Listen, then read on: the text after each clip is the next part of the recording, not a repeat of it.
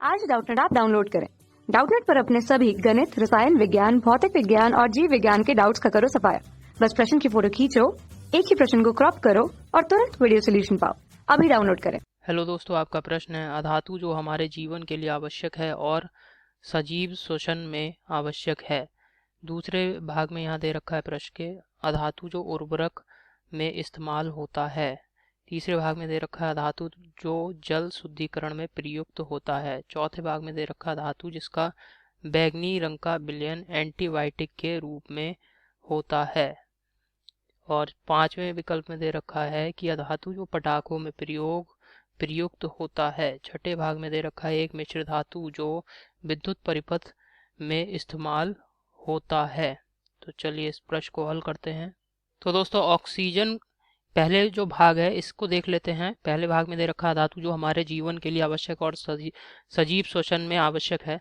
तो जो ऑक्सीजन जो है ये एक अधातु होता है। ऑक्सीजन जो होता है ये एक अधातु है और ये हमारे जीवन के लिए बहुत ही आवश्यक है। और जितने भी सजीव हैं, ठीक है,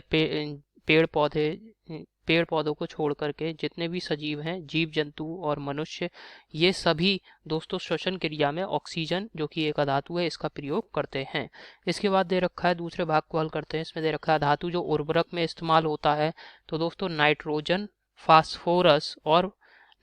फास्फोरस और अधातु उर्वरक बनाने में प्रयोग होते हैं। तो उर्वरक बनाने में कौन से अधातु हैं? नाइट्रोजन और फास्फोरस, ये अधातु हैं, इनका प्रयोग किया जाता है।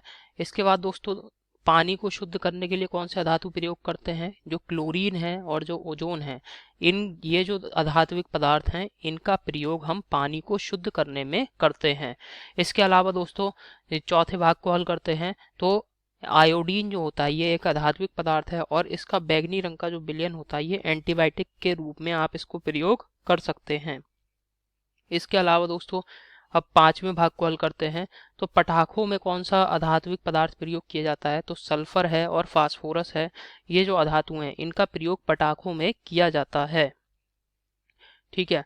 इसके अलावा दोस्तों मिश्र धातु जिसका प्रयोग विद्युत परिपथों में किया जाता है। तो जो फ्यूज का तार होता है, जो फ्यूज आप देखते हैं विद्युत परिपथ में बीच में हम फ्यूज लगा देते हैं, ये जो फ्यूज का तार है ये एक मिश्र धातु का बना होता है और इसका प्रयोग विद्युत परिपथों में किया जाता है। ये हमारे प्रश्न का उत्तर है। आशा करता हूँ आपको समझ में आया होगा। धन्यवाद। कक्षा 6 से 12वीं से लेकर नीट, IIT, JEE वो एडवांस के लेवल तक 1 करोड़ से ज्यादा छात्रों का भरोसा।